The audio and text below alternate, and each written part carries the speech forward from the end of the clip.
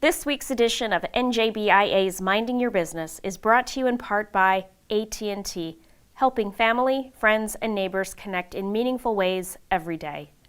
New Jersey's community colleges, aligning education to build an innovative workforce. Find out how your business can benefit at njpathways.org. And by New Jersey Business Magazine, providing critical information needs for New Jersey's business community for more than 66 years.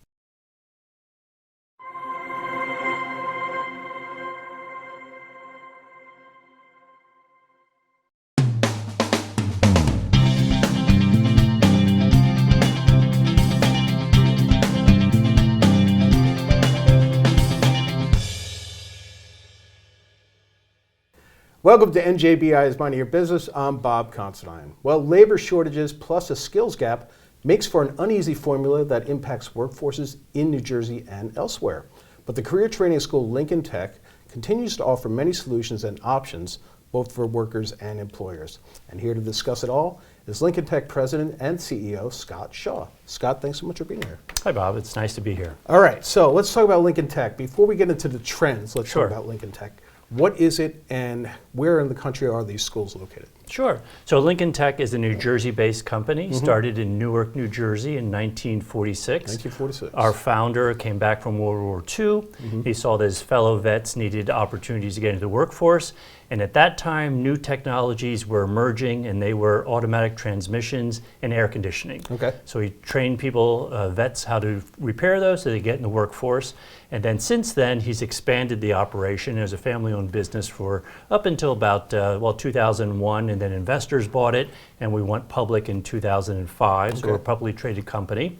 And we grew from the one campus in Newark. We have 6 campuses now in New Jersey. Okay, 6 in New Jersey. But we have 22 in total. So we're in 13 other states. Wow. As far west as Denver and down to Dallas and Atlanta and up to the Boston area and Washington, D.C. and Chicago and Dallas, Indianapolis and Nashville. Major deal. What kind of career training does Lincoln Tech offer? Yeah, so we specialize in 3 areas. About a third of our students are in automotive and diesel technology. About a third are in skilled trades, which is very popular today. So that would be HVAC techs, electricians, welders, and some CNC machinists. And about a third are in healthcare, mainly nursing and medical assisting. Okay, so if we talk culinary arts or IT, is that skilled? We have, I should say we had programs like Okay. that. We're teaching those programs out as we speak. Okay. We had one cosmetology school in Las Vegas, Yeah. but come January 1st, they'll be under a different owner than us. Okay, very good. So what kind of students come into you? Are they kids just coming out of high school? Is it post-college age or even later? What do you have? Well, we have a full range. So about 20% of our students come right out of college. Okay. They tend to be more to the automotive and skilled trade side. But the average age of our student is 25. 25. With half of them being 21 or younger. So that means we also have a number up into their 30s. Our oldest profession is our nursing program. The average age there is around 28, 29. Okay, yeah, good. I think I saw you say somewhere that 95% of your students are from within the state? Yes. And they basically, I don't know if you said they stay within the state or they want to stay within the state? Yes, yeah. I mean, most of our students are coming within a 30-mile radius of our campuses, and they're New Jersey students going to work and stay in New Jersey. Okay. We obviously have some students coming from Pennsylvania and some from New York, but for the most part, the majority are from New Jersey. Right. Let's talk about the quality of the education. We know that we know it's an expedited program, correct? Yes. It's not Yes. 4 years of school, obviously. Correct. But what kind of benchmarks do you have to kind of signify the credibility of the education? Sure. So we, like anyone else, is in education. We are accredited, and our accreditor has what we believe are really high standards. And our accreditor is maybe different than a lot of the traditional schools that people go to. And they're focused on 2 key metrics. One is a graduation rate, and the other is placement rate. Okay. And that's placement into the field for which you studied. So unlike myself that went to school and was an econ major, I'm not doing econ today. But our students need to go into the field in order to to be counted. And our placement rate is around 80%, and our graduation rate's around 69%. Okay. And so to compare that, most schools that offer our type of education are a community college. Right. And as the name describes, it's there to serve the community. So the way I like to describe it is a community college is very much more like a department store where they offer a broad array of products and services to serve that community. Whereas we're more like a specialty store where we just offer maybe 4 or 5 programs at our campus, so it's a much richer, deeper experience than if you went to a community college. And the community colleges in New Jersey have around, let's say, a 40% graduation rate. So our rates are a little bit higher because it's an accelerated program. When you come to our schools, most of our programs are about 12 months in length, and you're going to come more hours in a week than at a traditional school. A traditional school, you might go to a school for, let's say, 15 hours of classroom. For us, you're going to be there for about 24 hours of classroom, and we don't have breaks. So there's no spring break, summer break, things of that nature. So within a year of education at Lincoln, it's really equivalent to going to 4 semesters at a traditional school. So you get a lunch break, though, sometimes. They do get a lunch break, yes. What about costs? I mean, obviously, a trade school versus a 4-year college. It's got to be a great difference in the debt you're left with by the time you're done. Yeah, the average student in New Jersey leaves with about $12,000 worth of debt. The tuition varies on the length of the program. We basically charge about $25 an hour. And the programs run in length from 720 hours up to about 1,500 hours. So with the books and tools and everything, it's around $23,000 up to $38,000, depending on the program. And we mentioned some of the skills. Are there soft skills taught too? Well, we try to teach the soft skills as we hear constantly from employers that is a big need of theirs. And soft skills means a lot of different things to different people. I mean, unlike a traditional school, our students, we do track attendance because that is a very big soft skill that employers want. I mean, they'll frankly got to show up. Select a student that has 100% attendance over an A because they do want people to be able to show up. And you're always going to learn more on the job anyway. And so the employers are interested in that. We also usually have our students always wear a uniform because they're going to be wearing a uniform in the trades that we offer. We want them to feel like professionals because we're going to make them into professionals.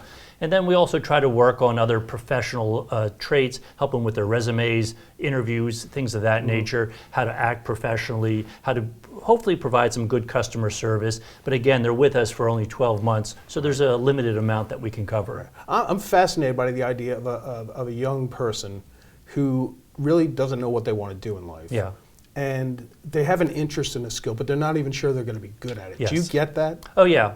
Yeah, we do. And it's part of the reason why there is this skills gap that everyone talks about because 40 years ago we made the decision people need to go to college. Then in order to help ensure more people go to college, schools started taking away the vocational programs out of the high schools so there'd be more time for academics. And in that process, there are fewer students now that are exposed to the trades to really figure out, hey, is this something I really enjoy? Is this something I'm really good at? And they do come to us sometimes very fresh, not knowing exactly what it is, but they do have an inkling and a desire, and then we just help them develop that further. Let's dig a little deeper into the skills gap. To the point you just raised about younger folks, let's call them Gen Z, maybe not, they don't know, but also, they may have been behind a computer a lot more in high school than doing things with their hands per se. But I'm also wondering, of course, I'm with Gen Z myself and not a baby boomer, but I'm hearing the baby boomers kind of being not forced out, but they're retiring. They're aged out. Yes, exactly. So is that part of the reason for the skills gap? Yeah, absolutely. I mean, the baby boomers are retiring at a rapid pace. A lot of companies weren't replacing them over the prior 40 years of their working careers. So there's a gap now that's formed. And to your point, students are very good with computers, but they're not necessarily good with their hands on other tools that they can use. And so there just aren't enough people. We constantly have employers, and we work very closely with employers. The whole point of Lincoln Tech, the students come to us, they're coming to us as they want to start a career. And so we want to make sure that we're giving them the skills that the employers want so that our students can be as successful as possible. So we're constantly bringing employers onto our schools. We have twice a year roundtables where we speak with employers to find out what it is that they need, and they're constantly just talking about they just cannot find enough people out there. Right. And obviously this isn't a case where you always hear, oh, AI is going to take these jobs. Not the case here. Yeah, not the case here, which is very reassuring to a lot of people. Right. Now, it'll probably help our students. It'll help them diagnose what's wrong with the car, but you're still going to need someone to work with your hands. Right. You know, AI takes the brain. It doesn't take the hands. Right. And there's a brain that goes behind the hands, Yes. too. I was reading a little data from a McKinsey report, just came Yes. out earlier this year. It said the bipartisan infrastructure law, which I think was signed this year or late last year, obviously big spending levels, and subsequent workforce needs are slated to peak around 2027 to 2028. So there's a lot of new construction involved Yes. with that. So it's going to expand the job market supply by 345,000 jobs. Is this something that skills training is going to help too? Oh, absolutely. Okay. I mean, employers are looking for, especially in the construction area, they're looking for electricians, welders, people that can work with their hands for HVAC systems. There's also another big push that you didn't mention, which is also in the defense area. Okay. We are looking to really rebuild a lot of our heavy equipment, our ships and things of that nature. Right. The government's spending billions to do that, but they're not quite sure where they're going to find the 150,000 tradespeople that they need for that. Wow. So there is a lot of really unmet need, Yep. which means there's a lot of potential. So anyone who's getting into the field today, this is certainly a very good time for them. And I'm also wondering, closer to home here in New Jersey, if energy transition jobs might be Yes. something. Well, yes, particularly that's why HVAC is so popular Right. too, is a lot of people are switching away from, let's say, gas or oil burners into split units and other things like that, which the technology is much more efficient. It's all driven by electricity. To the extent that electricity is green, that means the heating of your home is green. Right. I saw something you said somewhere else, and I want to make sure I have this right. Yeah. About 50% of the jobs out there require less than a bachelor's degree, but more than just a high school degree. Yeah. So this sounds like Lincoln Tech right there. Correct. That's your correct. sweet spot, right? Yeah, they call it the middle skills area. Right. And if Okay. you look at things that are happening, the ones that are less than high school, that's where a lot of robots are replacing the jobs, and the ones that are bachelor's or above is where people are fearful that AI could take the jobs. Right. So right there in the middle is the largest part of the workforce today, and certainly the areas that we're focused in, I believe is, also you can outsource fixing your car or fixing the lights here or things Right. like that. So there is, I think, much greater job security. Right. And, you touched on it earlier, but I did want to get your take on this. Do you think high schools can do a better job promoting a Lincoln Tech or other Yes. kind of skilled trade schools like that? Absolutely, and what I'm seeing, which is exciting for us as well as just for the country, high schools are far more receptive to it because they did have this mandate, I will almost say, to send everyone to college, Right. regardless of whether the person was ready for it or not. And people are realizing that, yes, college is great if you're ready for it and know what you want to do, but it isn't great for everyone. And if you Right. do have a passion to do something else, you'll be better served following that passion. So we are seeing guidance counselors being far more receptive to having our admissions folks speak to their students and just share what is available out there besides college. Yeah, I mean, these are jobs can make a good Yes. living. I mean, Yeah. we haven't even touched on that yet. But how long have you been at Lincoln Tech, Scott? I've been there 23 years now. 23 years. So Yes. my question to you is, last question. Yeah. I always hear about the stigma of blue-collar jobs or Yeah. non-college jobs, whatever you want to call them. I never really understood why. Yeah. But I'm wondering, in your 23 years, have you seen that stigma get better or worse? It's gotten better in that there's less stigma, Okay. especially since COVID. The government came up with this term essential workers. Right. And our students remained employed throughout Right. COVID because you needed the trucks running to deliver our Amazon packages to us and everything else.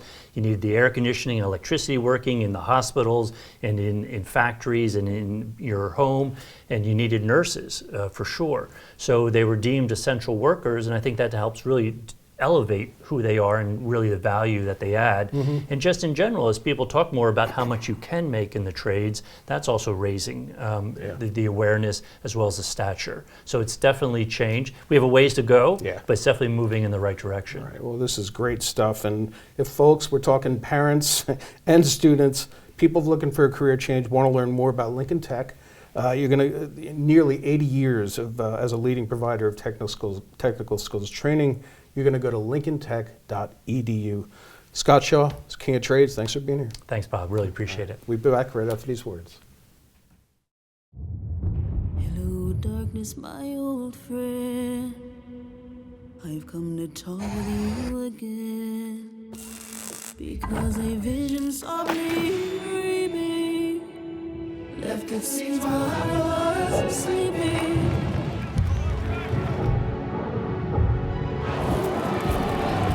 And whispered in the sound of silence. Welcome back to NJBI is Minding Your Business. I'm Bob Considine. Well, it's a new year, there's a new president, and it's tax season. So you know what that means. Time to get caught up on the latest tax provisions for business and individuals. We recently spoke to Prager Metis partners Marnett Myers in Washington, D.C. and Harold Peterson in New York to get the latest tax tips for 2025. Here's what they had to say. Okay, Marnett and Hal, thank you so much for being here, and thank you for the great work you do at Prager Metis every day. Let's talk a little bit about the business tax provisions we can expect under President Trump's second term. I'll throw them out there. You guys can just comment on them. Research and development expensing. Could you guys talk about what's in store for that? Well, currently, Bob, the research and development costs have to be capitalized and then amortized over a period of 5 years from the date those expenses were incurred. The feeling amongst many of the U.S. businesses who incur these expenses is that's something of a bar to investment and to development. So the proposal is that the research and development expenses would become eligible for immediate expense in the year that they were either paid or accrued. Oh, that's interesting. So it'd be a shorter term thing. And so this is the current is over 5 years, correct? That's correct. And so would the 1 to 2 year, whatever deduction time frame, would that be as part of the next Tax Cut Act we'd expect under President Trump? Yeah, so it'd be 1 year. So you incurred in 2025. If this provision is passed, then you'll be allowed to deduct it in your 2025 tax year. The proposal is to include this, but the problem is what's going to happen. The tax legislation, Trump has indicated that he'd like one big package, if you will, an omnibus bill, which is going to include immigration, financial matters, as well as tax provisions. So that may slow down, the passage of these provisions, particularly for R&D. But if you have a big package such as that, a vast amount of committees have to get involved in Congress. And as you know, a committee is a place where a bill goes to die. Yeah, I was thinking as you were saying that, how that there's no such thing as a fast omnibus, right? It's the slowest moving vehicle there is. Yeah, correct. What about the qualified business deduction? The qualified business deduction is currently allowed for certain pass-through entities such as S corporations and partnerships and limited liability corporations, which elect to file their returns as a partnership. That allows for a 20% deduction on an individual's return. This is qualified business deduction. That currently is set to sunset at the end of this year because when it was originally brought into the tax law by the Tax Cut and Jobs Act of 2017, it was slated to expire as of the end of 2025. The expectation is that under the Trump proposals, this qualified business deduction will be extended. And the idea was to give something of a parity to these unincorporated entities or pass-through entities. The corporate tax rate was reduced to 21% under the Tax Cut and Jobs Act. But on a pass-through entity, as you may know, the entity itself does not pay an income tax right to the federal government and in most states.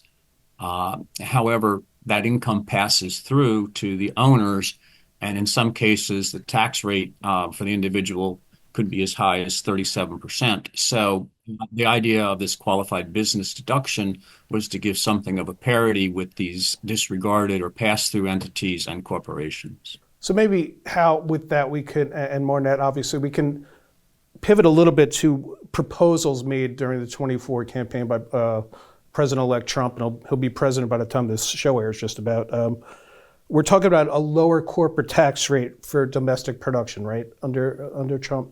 Well, let's back up just a minute, Bob. The Trump proposal includes a provision to reduce the 21% corporate rate to 20% for most corporations. However, if you're a U.S. corporation that is producing domestically, manufactured products domestically, that corporation under this proposal would be entitled to the lowest rate, 15%. Right. And if we go back even further, wasn't it at one point prior to his first presidency 37%, the tax cut, the Well, corporate tax rate? the tax rates on corporation before the Tax Cut and Jobs Act of 2017 ranged from 15% to 35%, correct? 35%, okay. Yeah, this is here in New Jersey, that's a big deal because New Jersey has the highest corporate business tax rate in the nation. So I think there will be a lot of New Jersey employers taking a look at that. And might those tax cuts offset some of the increases that could happen through increased tariffs? Is that too wild a speculation?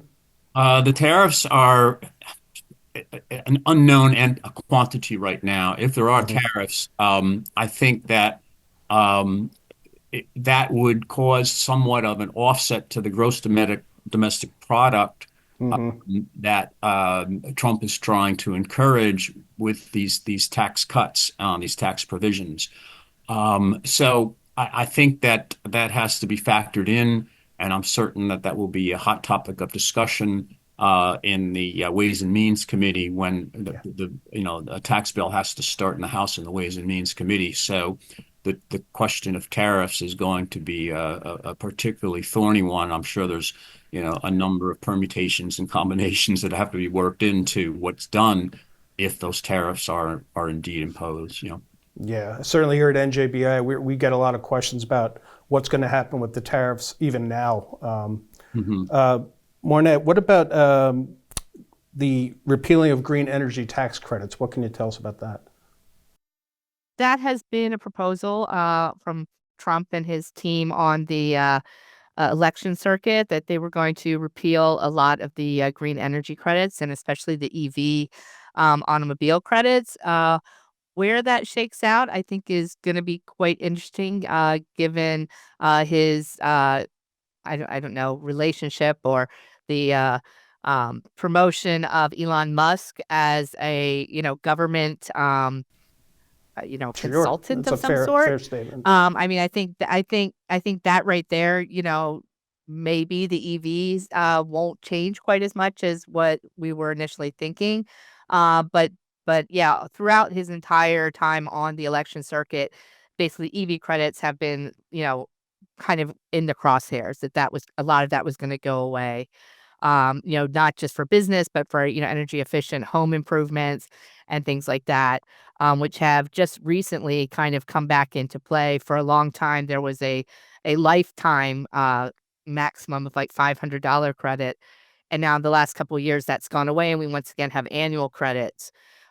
So it will be interesting to see where that shakes out, but that's certainly been something that he's talked about regularly wanting to do in. Right. Let's pivot, folks, with the individual tax provisions possible under Trump in the second term. What are we looking for in terms of income tax rates? So income tax rates, as we've kind of talked about, there's a lot that's changing as of 12/31/2025. If nothing else happens, the Tax Cuts and Jobs Act is going to go away and sunset, which would mean that possibly as of January 1st, 26, our tax brackets could jump up to 10, 15, 25, 28, 33, 35, and 39.6. So a lot of numbers in there. But the big one, of course, is the jump in the highest tax bracket from 37 to 39.6. It has, Trump has basically said he wants to extend a lot of these tax cut job acts, of which this would be part of it. So I think overall, most people believe that these tax brackets that we currently have, where the top is 37%, will probably be extended. Again, as you know, as Hal has mentioned, omnibus bill and things going through Congress, you never know. Right. But the general consensus is we think this will probably be extended. So 37% will be the highest tax bracket, and that will continue on. Right. Okay. Yeah. And for folks out there, the that highest tax bracket is for folks making over $609,000 for individuals and $731,000 for married individuals filing jointly. Big topic here in New Jersey. I'll throw it to you guys. The SALT, state and local tax deduction. What's going to happen with this? So that's just a softball question you just lobbed up there for me. Thank you. Thanks. So yeah, so Knock it out of the park. totally easy answer. Yeah, this of course is, everyone knows is probably the most, hotly debated and contested portion Right. of the Tax Cuts and Jobs Act. And we've all been talking about it for many years. Currently, as of January 1st, 2026, the SALT limitation of $10,000 goes away if Congress does nothing. Right. So this is a harder one. I think, there's been some talk about potentially changing it from 10,000 to maybe 20,000. A Right. couple of Trump's advisors have kind of floated that idea. Trump has kind of, I don't want to say, flip-flop, but there's been some, hey, I want to extend all of Tax Cuts and Jobs Acts, but then SALT has kind of held back a little bit. So I think this is a really hard one. The other issue with the SALT tax is that a lot of states have instituted the pass-through entity tax credit regime to Absolutely. kind of work around these SALT limitations. So, what happens to those if SALT goes away? So this is a really, really tough one. I think this is, I don't even want to come down one way or the other because Right. it's so hotly contested. I will say one of the, I guess, better things about SALT limitation is if that does go away and we can all deduct our real estate taxes and our state and Right. local taxes, and we'd all be happy to do that. One of the things just to kind of keep in mind is those deductions are a preference item for the alternative minimum tax. So along with a few other things, if we might get back into a regime where we're paying more in AMT than we were for the last few years because of this artificial SALT limitation. So it's, I like to tell people, while the SALT limitation is hard and we look at it, especially, the high tax rate, locations, there is a little bit of a positive in there.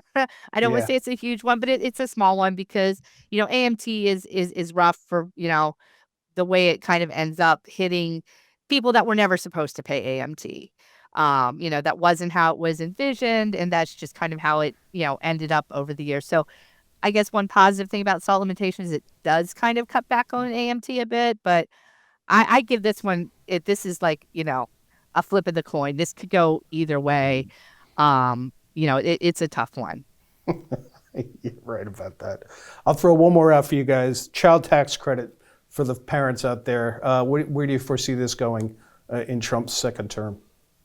So, right now, and one of the things that's been floated, actually, I think Vice President-elect Vance is the one who actually kind of brought this up first, was to increase that child tax credit to $5,000 instead of $2,000, which I think is actually an interesting proposal out there.